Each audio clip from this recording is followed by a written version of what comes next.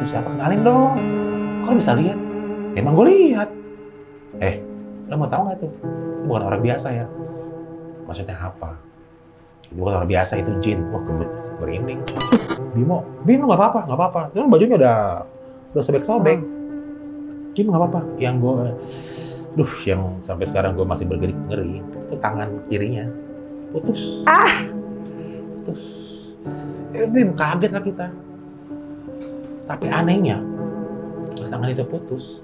Udah, ya mohon maaf ya, orang kalau ngocor itu enggak netes terus. Begitu dia ini, dia baca-baca kayak mantra gitu seperti enggak. Dia baca-baca mantra kayak waktu perpisahan sekolah maupun yang sama tebing itu. Ditarik lah itu. Nah, selagi dibaca itu lampu di toilet tuh kedap-kedip. Dan gue dengar suara gitu. Ih, apa sih? Merinding gue nih.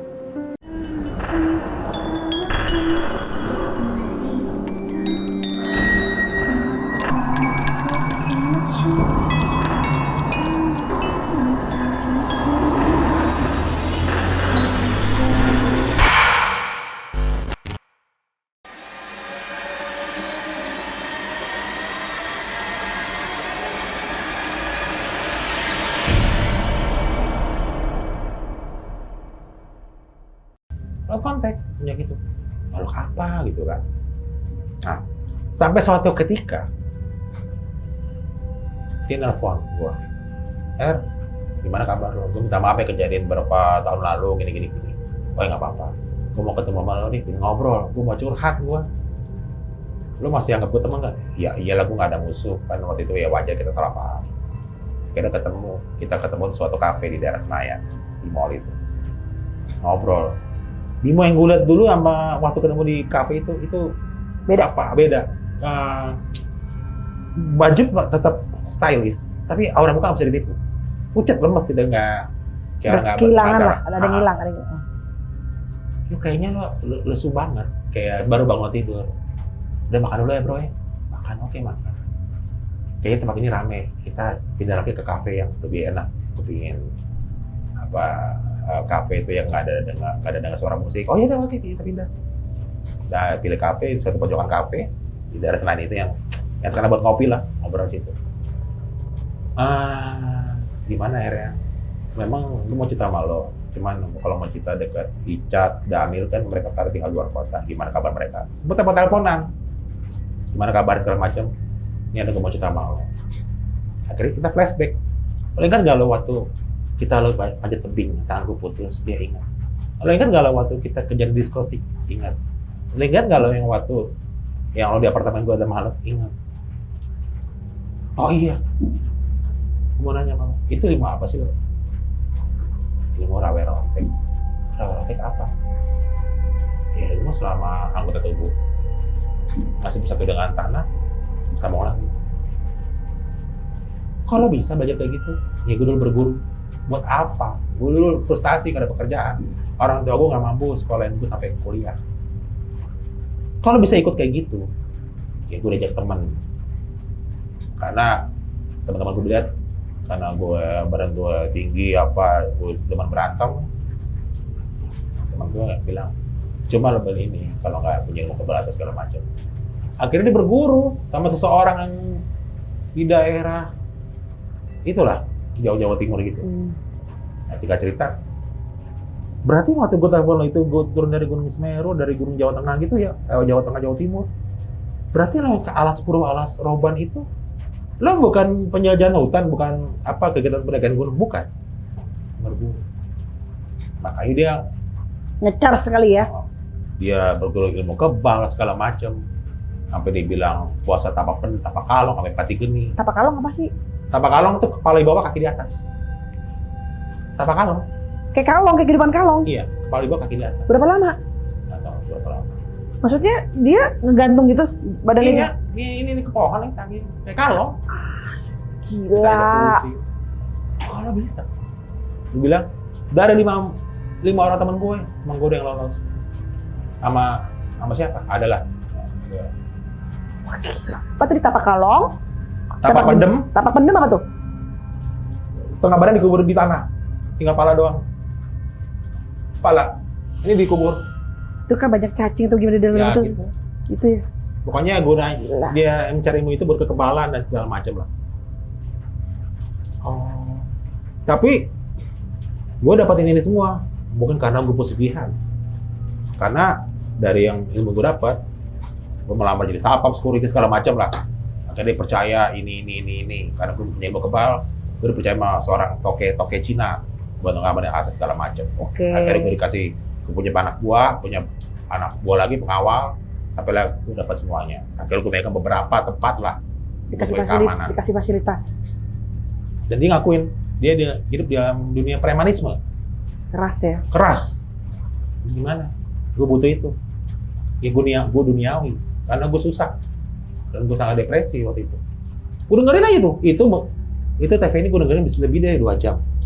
Sampai kafe itu tutup, dia bilang, udah saya bayar. Udah tenang aja sama ngobrol sama teman saya. Kafe itu tutup, sampai dikasih duit lagi.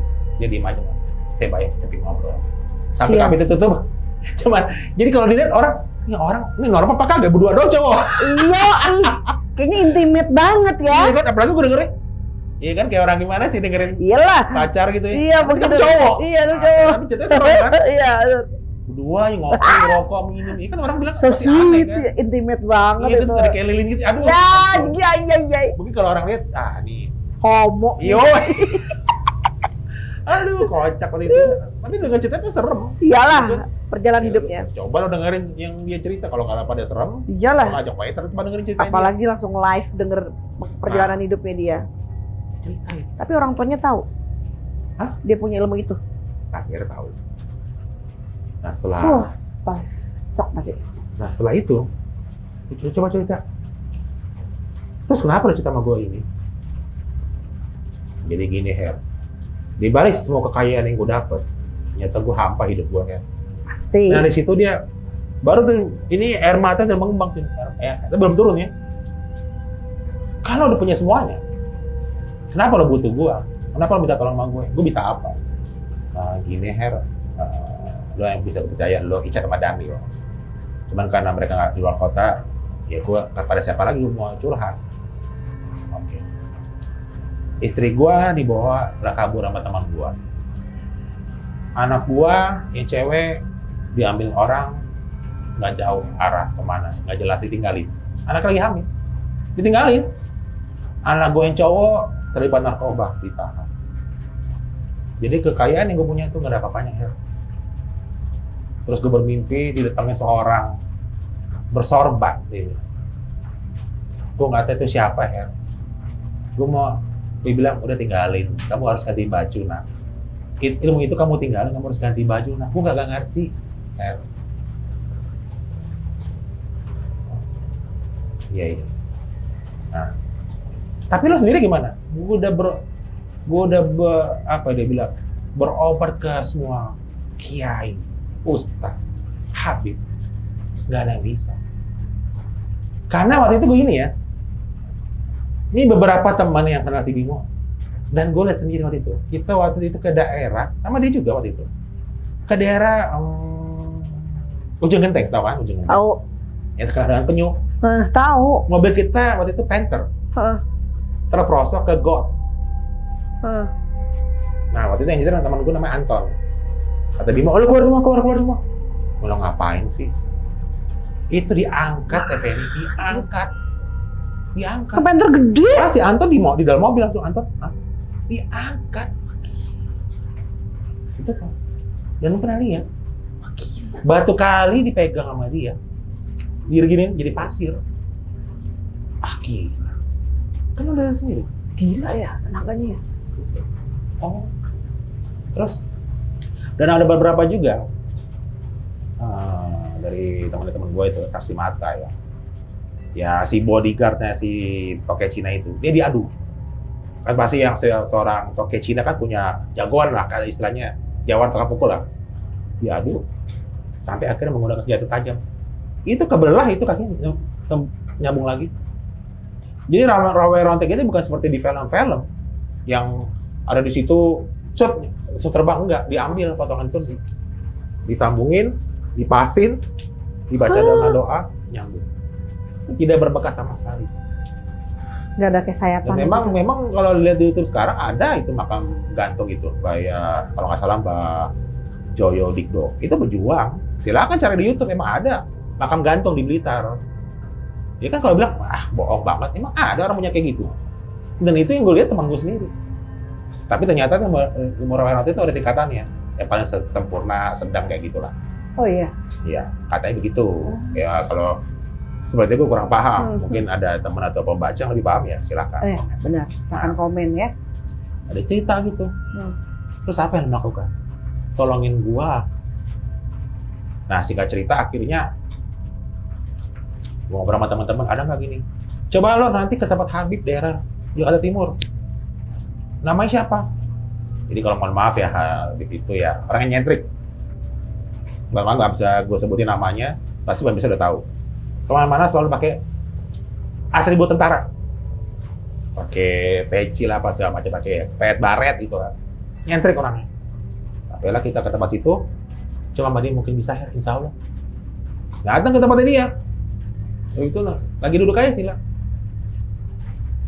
Assalamualaikum. Nggak kerja. Assalamualaikum. Habis itu lagi duduk aja. Ini ada asbaknya, asbak itu plastik. Habis itu ngeliat doang. Kagak dijawab kita, ngucapin salam. Ngapain lo bawa ilmu setan ke rumah gua? Dilempar tuh asbak, kena jidatnya dia, berdarah. Berdarah jidatnya, dia langsung. Tapi dia ketawa. Kalau ketawa, itu pas dijahit 14 jahitan. Berarti ilmu kebalanya rontok dia. Iyalah. Ya rontok juga ya, alhamdulillah. Jadi seneng ya? Tapi ronteknya belum kan tuh? Iya, betul. Iya. Habib itu masuk ke dalam ruangan, nggak keluar-keluar lagi. Ah ya udah deh. Ya udah. Udah. Akhirnya baru gua anterin ke rumah sakit. Bener dijahit. Tapi dia ketawa aja tuh, lo gila lo jarak, berceceran segala macam kita ini tambal-tambal. Happy dia. Dia happy. Astagfirullah. Lo gitu, tapi dia ketawa aja. Alhamdulillah akhirnya gua rontok sama gua. Dan memang selama gua sama dia apa aneh juga ya. Sholat ya? Enggak. Sholat ya? Enggak. Tapi kan itu kan hak masing-masing teh. Dia kan muslim juga. Kan kita nggak boleh menghakimi. Kita serah mau ibadah, penting gue udah ngajak lo sholat. Nah ya udahlah. Terus aku nggak mau sholat ya? Udah biarin. Malu kali dia. Nah dia cerita. Gue ke daerah Jawa Tengah. Gue nggak tahu gue mau jalan kemana. Gue lihat tuh tempat kok adem banget. Tiba-tiba gue mampir ke rumah itu. Gue duduk aja gue ngeliatin. Tiba-tiba ada seorang tua pakai sarung, pakai tongkat. Siang-siang Pak jam 2-an. Terus orang tua itu ngeliat gue, kamu dari mana? Nah, kamu harus dari perjalanan jauh ya? Iya, Kek. Ngobrol lah gitu. Sepanjang dia ngobrol, dia cerita sih sama gue. Gue bingung bro, sepanjang ngobrol sama kakek itu, gue nggak ditawarin minum. Padahal di tempat duduk kayak gini, ada minumannya segede gini tinggi. Gue kan haus kan siang-siang. Gue nggak ngasih minum, dalam hati dia ya ampun kok kakek ini tega banget nggak ngasih gue minuman. Tiba-tiba kakek itu ke dalam. Saya ke dalam dulu ya. Ya gue kan haus kan. Gue kan aduh gimana, gue haus banget nih. Ya ambil spontan. Itu gelas. Kagak keangkat. Kalau ini kan angkat ya. Kayak nempel sama meja-mejanya. Gila. Ya sekarang ini, kalau dia masih punya, memang ilmu kebal itu udah hilang kan. Soal dari yang Habib yang daerah Jakarta Timur. Jangan kan meja, jangan kan cangkir, sama meja-meja juga bisa. Kagak keangkat, meja-meja kagak keangkat. Mobil penter aja bisa diangkat sama dia? Kagak keangkat. Terus kaki itu keluar. Kenapa, Nak? Nggak bisa ngangkat ya? Waduh. Kayaknya. Tahu dia. Terus dia ngomong gini, kayaknya kamu harus ganti baju. Dia langsung, ganti baju? Itu yang mimpi didatangin mimpi itu ya? Tapi dia nggak kan? Nggak waktu itu kan? Kan kausan kan? Udah. Yuk, kita sholat yuk. Kalau nggak salah sholat asar itu kalau nggak salah dia bilang. Udah kayak, ayo sholat. Gue kayak terhipnotis dengan karisma beliau. Ayo nak, ayo. Kayak itu untuk kayak terhipnotis. Ayo nak wudhu. Begitu wudhu, dia bilang sendiri, badan gue melepuh bro. Melepuh. Kayak disem air panas. Dia teriak. Tapi kaki itu dengan sabarnya. Sudah, santai. Istighfar. Nggak tahu bilang istighfar, nggak tahu. Kasian ya. Kayak di dalam perut tubuh itu ada pergolakan. Mungkin itu dibilangnya mungkin kodam atau Masih lah, Mas. Sisa-sisa kejayaan masih ada di gitu ya. Kagak tahu dia aja. Dia kagak baca doa. Saya nggak tahu baca doa apa. Udah kamu amin aja. Astagfirullahaladzim Tuhan. Ya Nah. Allah. Setelah itu ngobrol lah dengan si kakek itu. Panjang tuh ceritanya. Iya, saya tahu. Jadi gue belum cerita, kalau kakek itu udah tahu perjalanan hidup gue. Bagaikan ada TV di depan muka kakek itu. Kamu, aduh ampun. Tapi nggak apa-apa kamu harus gitu ya, Pak. Itu jalan hidup kamu. Biar kamu intervensi. Ya, kamu harus terima akibatnya. Gitu. Terus yang gue ingat dari kakek itu, saya sudah berjalan dimanapun. Tapi kakek itu akhirnya namanya Mbah kan, Mbah. Saya bilang gini, kamu kan muslim, kamu tinggalin baju itu, saatnya kamu kembali ke ini gitu ya. Nanti kalau kamu ada rezeki, kamu harus naik haji. Tapi naik haji bukan yang plus itu. Kamu harus naik haji selama 40 hari. Dan selama 40 hari kamu naik haji, kamu harus berpuasa. Apapun yang kamu terima di tanah suci, kamu harus terima dengan ikhlas. Itu yang gue ingat, bro. Nah, singkat cerita, 40 hari. 40 hari. Nggak pakai plus-plus. nggak pakai. Bukan ONH, mohon maaf ya, cuma 2 minggu. Iya. Dan harus puasa. Puasa lagi. Gila. Dan itu harus banyak hafalan, sholat segala macam. Insya Allah, ilmu hitam kamu hilang. Insya Allah. Amin. Kata si Mbah itu. Nah, singkat cerita, dia dulu pernah. Jadi dari pengakuan dari teman-temannya, dia pernah naik mobil itu tabrakan, dia nggak apa-apa. Pernah naik bis, adalah beritanya dulu, masuk ke jurang, yang banyak penumpang, mohon maaf yang meninggal dunia, dia nggak apa-apa. Badannya sih, ya baju marah robek, tapi tidak apa-apa. Itu teman-teman bilang itu nggak apa-apa itu. Si bos nggak apa-apa. Kenapa bisa tahu cerita itu ya dari anak buahnya. Karena bisa dia ngomong, namanya ini mohon maaf ya. Kalau orang orang mabok, pasti ngomongnya mana tuh dan ceplosan dong. Dia tuh si bos ini. Itu cerita anak buah. Celakaan, mobil, bis, nggak apa-apa. Ya, cuma bajunya aja robek-robek, kan nggak apa-apa. Tapi akhirnya dibatasin sama Allah. Sampai suatu ketika dari tahun 2012 dia cerita, gue tuh pingin banget waktu itu diundang naik pesawat yang Sukhoi itu. Gue bilang, lo kalau naik pesawat itu, mohon maaf ya, di tahun itu, kalau masih hidup, wah udah lo terkenal lah bro. Pasti dunia lah. Pasti dibawa, ya mohon maaf ya, dibawa race ke Rusia itu. Iya benar. Dia bilang, udahlah itu nggak usah di ini. Terus dia bilang gini, ya sebenarnya gimana bro ya, sampai ini gue cerita itu, kan gue juga minta izin sama dia. Emang waktu itu dia bilang, cukup yang tahu, cukup lo aja yang tahu ya, lo Ican sama Daniel. Tapi kan pas gue menurut cerita dia, itu sebenarnya nggak tega lo teh, pingin ngomong podcast gitu kan, ya udah tulisin, boleh nggak nih bro? Iya boleh, tapi nama inisial ya.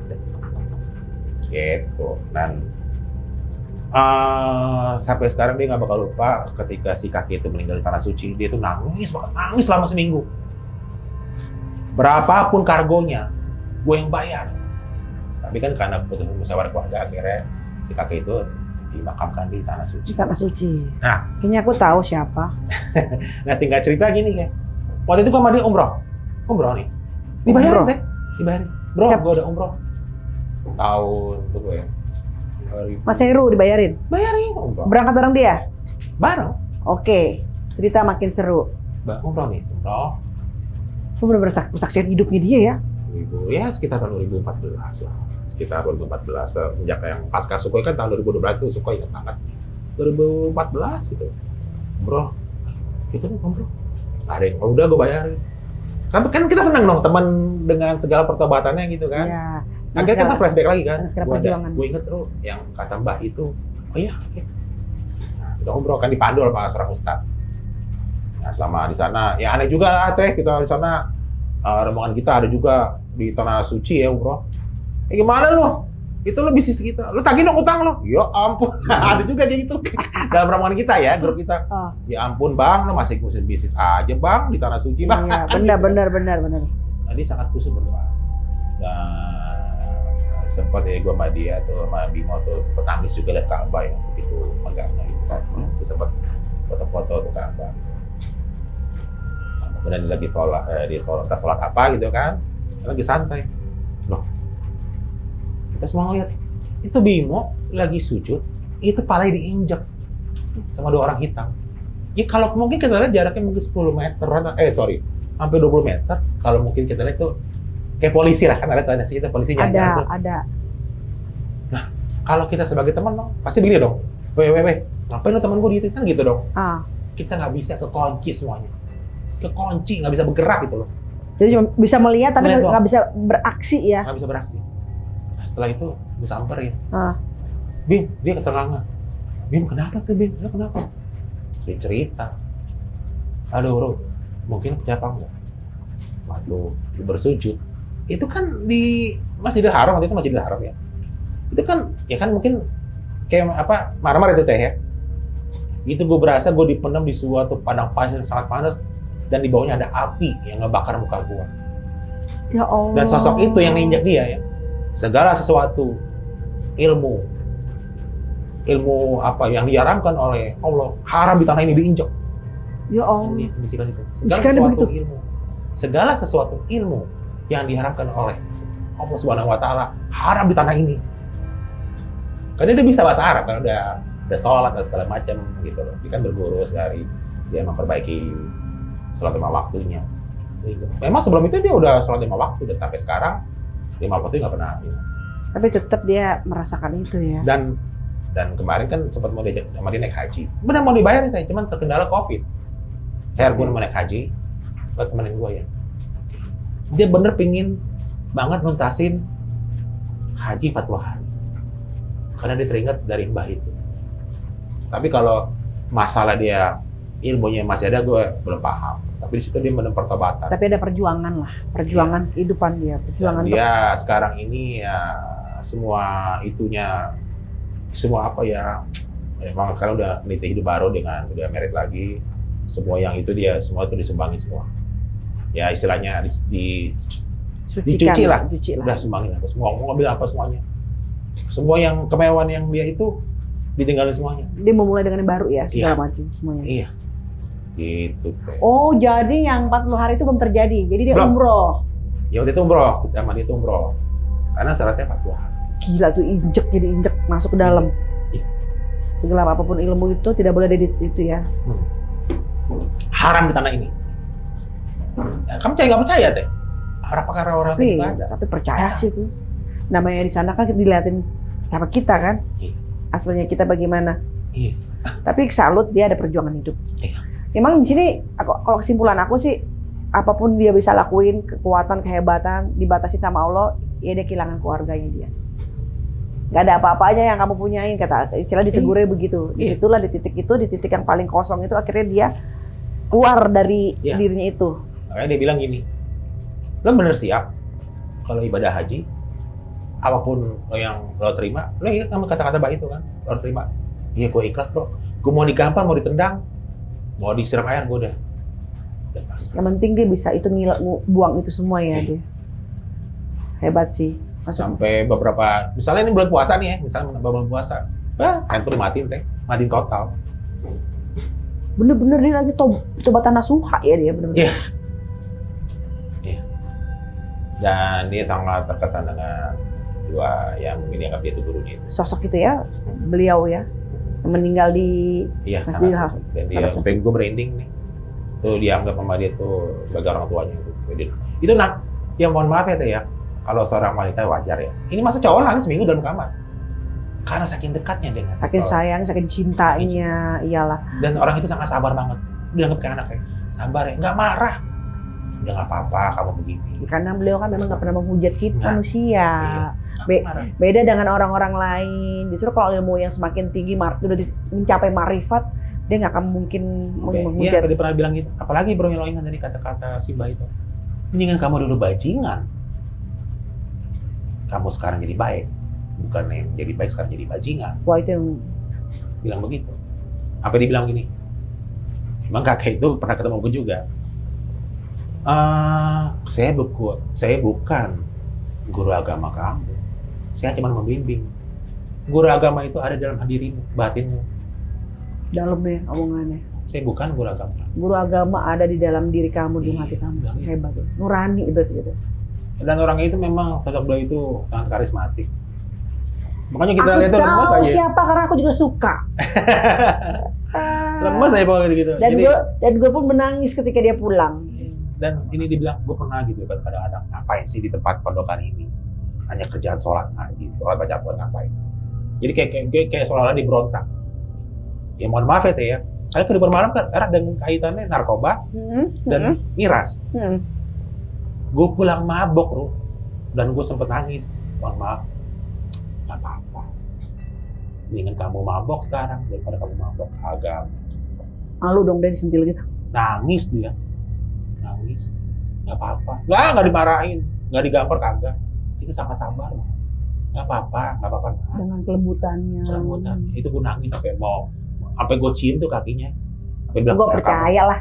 Kayak nangis itu. Percaya. Kamu ngapain? Itu kamu orang tua kamu. Kamu minta maaf dulu sama ibu kamu, baru ke saya. Nah, saya bukan guru agama. Kamu ke orang tua kamu minta maaf sama orang tua kamu. Baru situ orang tuanya kaget. Lu cerita sama bokap nyokap lu cerita. Percaya. Aulia Allah tuh karakternya bersama semua ya. Karena pergaulan tuh Teh. Dengan kelembutan dan kasih. Iya karena dia bisa itu kan pergaulan juga sama pergaulan. Iya. Dan dia sangat gimana ya? Kalau gue cerita tentang kita ini dia nangis. Dan gue salut. Dan itu gue bukan 1 kali 2 kali bro. Gue pulang, tetap gue pulang agak sempoyongan gitu kan. Mau gue ngibul kagak bisa. Mungkin yang lain marah sama gue. Udah, kamu istirahat ya. Nih, minum. Temset teh gitu kan. Dah. Airnya gitu tapi. Baru paginya.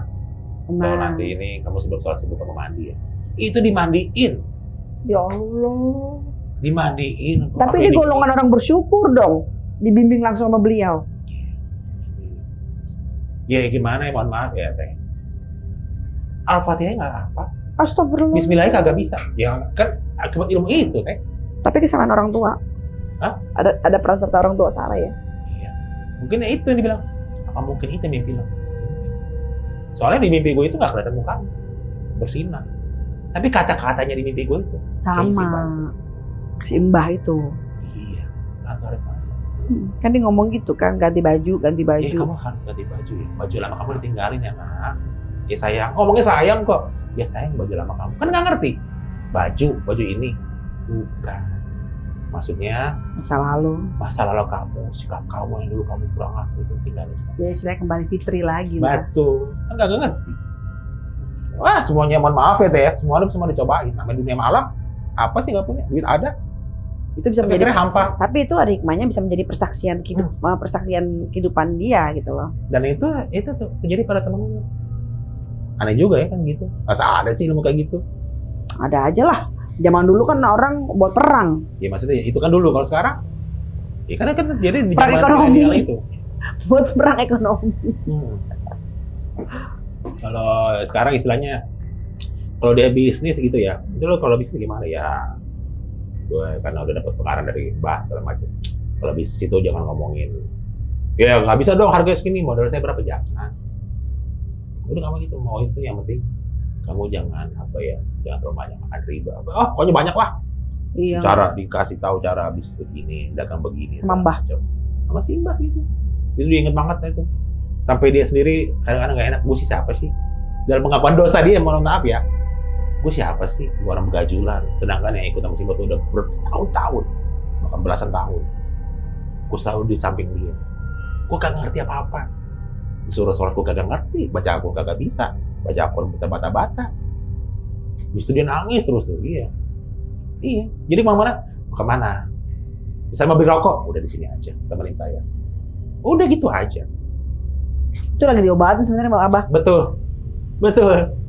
Diobatin. Dia nggak sadar. Iya. Mbak punya cara sendiri untuk Iya, ngobatin. betul. Sabar banget. Tolong buatin. Oh iya.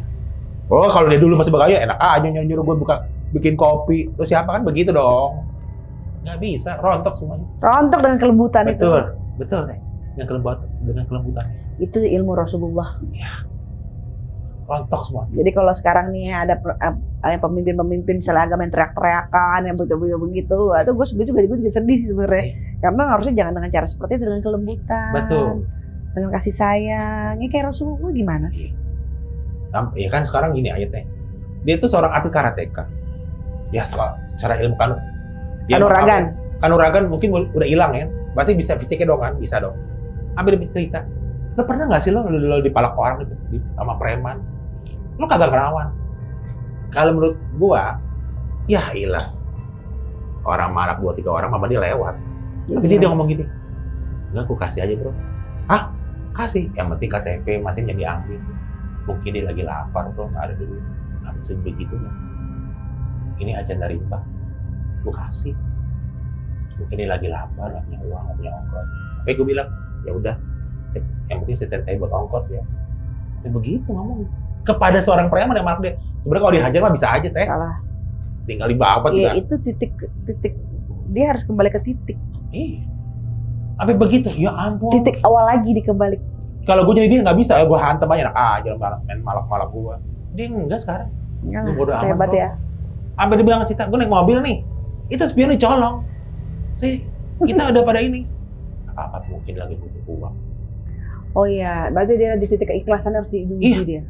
Biarin aja loh, kan spion tinggal beli berapa sih spion? Mungkin dia lagi butuh uang. Apa yang begitu teh? Lebihin dari kita malah ya. Wah, ya. kalau gue mah kayak gitu mah kita sampai teman gue mah keluarin mohon maaf yang aparat sampai murid tembak. Udah jangan. Ya yang mungkin dia lagi lapar gak punya uang. Dia berbuat begini kan. Lebih bijaksana jadi ya. Ya ampun, gue kalau dengar kata dia lemes. Kan kita masih tetap antara lemes sama gedek ya. Nah iya, temperamental. Ya ampun bro, gue hajar aja nih. Kan gitu, udah jangan. Mungkin lagi gak ada uang, ada lampu. Dia kan karena gini kata terpaksa, ya lemes juga denger gitu. Iya. Bingung juga gue akhirnya gue juga ngedon. Padahal sebenarnya kalau dalam kehidupan apa ya dulu yang masih di dalam premanisme, gue mah dia mah berdebat mulu, nggak bisa begitu lo, nggak bisa begitu. Apa lo salah gitu. Tapi semenjak itu keluar dari pondok Simba itu, aduh, bukan 180 derajat teteh, 360 derajat kali lah. Karena dia harus di titik nol lagi, balik lagi. Ikhlasannya, ketulusannya di Abah walaupun lagi ngoceng-ngoceng ngobrol-ngobrol gitu lagi rapi dia itu. Iya emang. Bukan kayak orang-orang subur-subur gitu enggak, Abah rapi itu. Terapi. Itu terapis mental itu udah terapi semuanya tuh. Sebenarnya yang misalnya si Mbah itu ini kamu jangan ini nih. Sebenarnya ke dia juga. Kayaknya dia merasa tersindir. Wah, sebenarnya si Mbah nyindir gua nih. Gitu. Cuman Mbak tahu nih orang nggak bisa dikasarin. Iya. Dirangkul harus bener. Dirangkul. Gue kalau denger ini sempat sedih juga sih kayak dia pengen nangis dengan ya, si Mbah itu. Tapi luar biasa loh Bill. Ya gitulah cerita gue. Seru banget, gila asli ya bener ya. Ini cerita the best nih. Makanya kenapa gue the best story nih. Nggak berani untuk live podcast karena ya bagi gue. Jangan karena lah. biasa gue cerita gunung, ini bukan cerita gunung. Gak apa-apa. Emang teman gue mah pendaki gunung ke Panjat Tebing. Cuman nih kisah dari teman gue ini. Tapi ini the best story. Ini di kisah gue yang paling keren menurut gue. Karena apa? Ada pesan moralnya kan. Ada pelajaran yang bisa lo dapetin. Banyak banget pelajaran di sini. Kita ngadepin orang seperti itu harus seperti apa gitu kan. Bagaimana orang yang udah berilmu tinggi, beragama tinggi segala macam bisa merunduk seperti padi seperti itu. Ini keren banget, the best. Nah, di ini gua. Ini ada yang seru juga nih teh. Waktu itu dia cerita, dia keren banget sama istrinya ya dengan yang sekarang, hidupan sekarang itu ya. Namanya kalau ada kotak sumbangan tahu kan teh? Tahu. Kotak sumbangan itu kan orang ngasih ini. Waktu itu dia bilang di dompetnya ada duit 800.000. Oke. Diambil, truk, tinggal 100.000. Masukin, ini kaget. Bang, dengerin khotbah. Waktu itu ada mertuanya ikut, mertuanya. Kok kamu ini? Dengerin khotbah. Setelah dari kalau nggak salah itu Idul Fitri apa Idul Adha, lupa deh. Antara itu dia cerita. Mampirlah ke sebuah restoran. Nanya lagi istri dan mertuanya, kok ngasih ini 7.000 700.000 kan tinggal 100 kalau nggak salah. Nah dulu, makan dulu. Makan. Penasaran kan? Istri sama mertuanya. Dah. Istri nanya, abang, kok masih banyak banget ke kotak amal? Memang, dia bilang gini dong, apakah kita pernah kekurangan uang? Apakah kita pernah kelaparan? Sejak kapan kita pernah kenapa untuk rumah Tuhan kita berhutang? Berhitung. Lemas langsung. Sejak kapan kita berhitung dengan rumah Tuhan? Apapun kita dapat ya dari kita cuma numpang. Yuk. Lo nggak percaya bro, tanya bini gua. Dan gua tanya tuh bininya, beneran? Gua tanya, bener nggak abang ini mau ngomong gitu? Iya bener bang ya. Itu langsung nangis. Ya kita anak sekolah. Ya bensin ada kok full, nggak ada kekurangan. Ngapain asal kita berhitung sama abang rumah Tuhan. Di jalan Allah kita berhitungnya. Itu lemas gue dengerin. Gue tanya, gue nggak percaya kan, mungkin istri kong kali kong dong. Tanya mertuanya, gue bener nggak bu? Masih muat itu begitu. Betul mas ya. Masya Allah, alhamdulillah ya, alhamdulillah banget.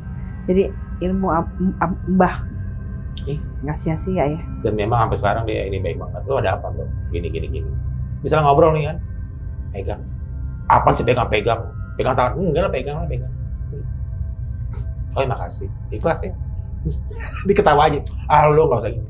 Ya mas gimana dong, sahabat perjuangan lu, saksi banget lu masa, mas. Apa gue bilang, gue kayaknya mau ini lagi bro, berburu sama lo. Apaan sih lo berburu? Bilang gitu, begitu bercanda tapi ya. Enggak. Gue sama guru sama macam-macam lo sengaja. Lo kita satu ini gitu. Enggak, kalau lo lebih dekat dengan Mbak dibandingkan gua. Yang lebih lama montok dengan Mbak dibandingkan gua. Enggak, udah sama aja. Sampai segitunya teh. Sampai sekarang ini. Jadi nggak apa-apa bro. Ya kalau istilahnya gimana lah bro. Ya kalau di dompet tinggal 50.000 ya cukup lah buat bensin. Di rokok nih. Gue udah bodo amat kan gue pikirin. Gue udah bodo amat. Mau dipanggil pulang. Terus kayak usaha gue. Iya, mau dipanggil pulang dia juga udah oke. Pasrah. Udah pasrah. Tapi maaf di sini, pasrahnya dia udah ada perjuangan. Betul. Beda, bukan pasrah yang tidak ada perjuangannya, udah pasrah yang nggak gitu juga. Iya, gitu juga. Hidayah kan juga harus dijemput, nggak bisa. Betul. Lo di dalam di rumah hidayah bisa turun, kucluk, nggak gitu. Tapi memang ada, gue bilang itu gimana sih bro? Lo meniti ulang, lo meninggalin kehidupan lo. Titik nol. Wah, itu gila. Gini, basically karakter sifat dia orangnya komitmen. Ya kan, dengan dia berilmu yang hitam dulu, dia komitmen bener kan. Nah sekarang dipakai kan Mbah, komitmennya dia itu sifat karakternya dipakai bentuk yang positif. Ya. Nanti insya Allah tuh nanti Bimo gua ajak ke sini. Serius? Insya Allah ya. Insya Allah tinggal janji. Karena orang itu mut-mutan. Insya Allah. Mungkin nanti bulan puasa mungkin ya. Ih gue seneng banget, Masya Allah. Mungkin. Beneran ya. Nggak perlu podcast gue, oke gue nggak apa-apa. Ya, mungkin kalau podcast nggak mau. Nggak usah. Ngobrol aja kita begini. Tapi karena gue seneng gitu loh. Gue seneng orang yang bekas bajingan. Endingnya dia seperti itu. Jangan dia sampai dibilang begini sama si Mbah. Yang Mbah ngomong nih. Udah kamu nggak usah ngajarin dia. Dari haram jadah. Ya iyalah. Sorry bukan dia. Dia ngomong. Ya gimana bro ya? Ya maaf ya. Dari haram jadah masuk jadah. Udah gue jalanin. Iya asli itu keren banget tuh. Tapi gue ngefans sama dia. Dengan cerita itu karena apa? Perjuangannya yang gue suka. Dan dia banyak yang melakukan yang mungkin ya ke ziarah ke makam Wali Songo. Banyak banget teguran dari itu, banyak. Ada digambar, bener, digambar sesuatu sosok nggak kelihatan. Di mana tuh bro? Ada suatu makam Wali. Bagi gue nggak apa-apa. Dia menerima konsekuensi itu ya. Lebih baik gue dihabisin di sini lah, kasarnya gitu. Di akhirat gue begini, mendingan gue sekarang dihabisin gitu. Ini mah kalau sejarah sisi dari spiritual itu banyak banget ya. Bisa 2 hari 3 malam kita cerita gitu tentang dia. Seneng lah ya. Tapi enakan dia cerita lah. Gue tersangkanya hoax lagi gue cerita. Enggak, mudah-mudahan dia mau cerita ya, ketemu ya. Cerita aja. Tapi kalau di podcast nggak mau, di podcast nggak mau. Jangan, nggak usah. Gini loh, kalau aku tuh ada hal-hal yang emang kalau yang kayak begini-gini gue nggak akan mau podcast karena apa? Sebuah pelajaran itu ya gue akan nikmatin pelajaran itu sendiri gitu loh. Ya, namanya manusia sampai mati lu bakalan terus belajar karena kehidupan itu kan proses menurut gue ya. Jadi lu bener, menurut lu sekarang lu bener, belum tentu tuh lu bener gitu loh. Jadi semua tuh proses. Dan kalau ada satu hal yang positif, nggak ada salahnya lo ambil walaupun itu bekas orang bajingan. Karena gue juga nggak pernah mau ngujat orang bajingan gitu. Daripada endingnya lo malah jadi bajingan, awalnya lo bagus, awalnya ini. Maaf nih, kalau soal jauh-jauh yang kasus santri. Iya. Lo nggak ngegedek banget lo, kasus santri ya kan? Iya. Endingnya apa lo? Dari lo belajar dari SD belajar agama diuji suatu hasrat aja, ending lo begitu. Tapi ya pernah ketawa juga kita gini, waktu itu dia mimpin sholat. Itu suaranya bagus banget. Oh iya. Cuma enak kenapa ya? Akhirnya tegur juga, ya tegur Mbak juga waktu itu masih ada Mbak. Kamu baca doa aja panjang-panjang. Ini makmumnya banyak orang tua. Itu ketawa juga. Oh, dia udah hafal baca doa panjang? Surat panjang? Iya. Udah bisa surat panjang? Iya. Keren. Udah bacanya pendek-pendek aja. Karena jemaahnya ada yang tua kan kasihan gini lama. Iyalah, Kan bilang, bro gimana baca doanya panjang lo gimana capek juga kan gitu kan bercanda ya tapi ya. Busuk banget. Bagus banget suara. Alhamdulillah banget ya. Bagus banget. Ya gue nggak bilang ya gue bukan seorang hafiz bukan biasa. Tapi dari sholat dari baca aduh, dengar kalau dia sholat tapi kalau bacanya enak.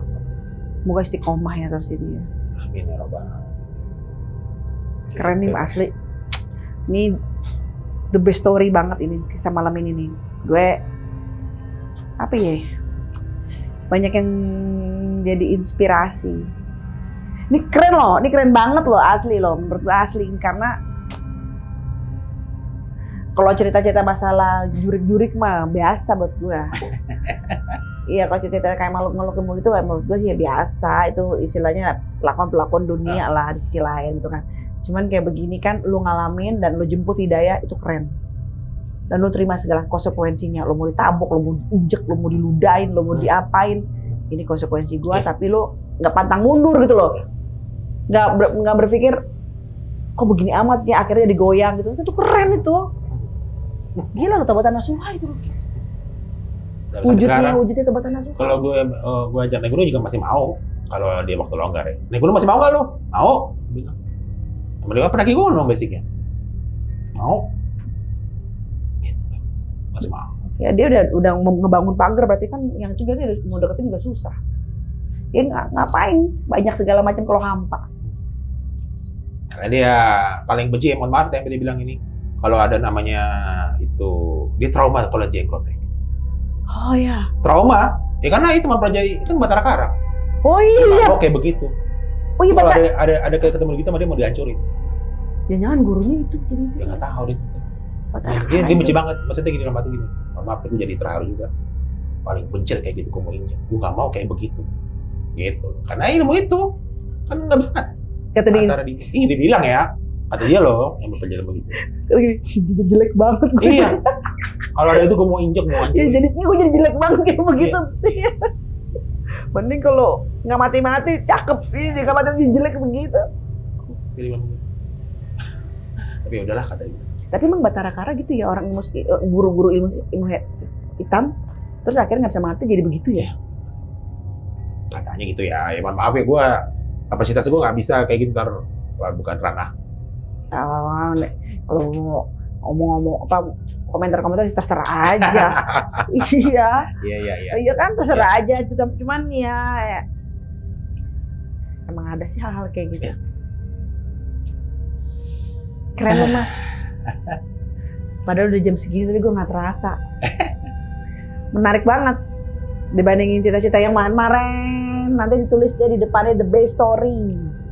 Nanti lo boleh kasih ke temen lo itu, kasih lihat nih karena gue demen banget cerita malam ini. Dan kita nggak boleh ya bilang sosok mbahnya itu siapa ya? Jangan. Tapi beliau luar biasa tahu. Ya mungkin yang lain udah tahu lah. Yang mereka yang meninggalnya di itu ya di Mekah ya, dulunya gitu ya. Iya. Tapi beliau luar biasa itu. Fans banget loh dia. Oke.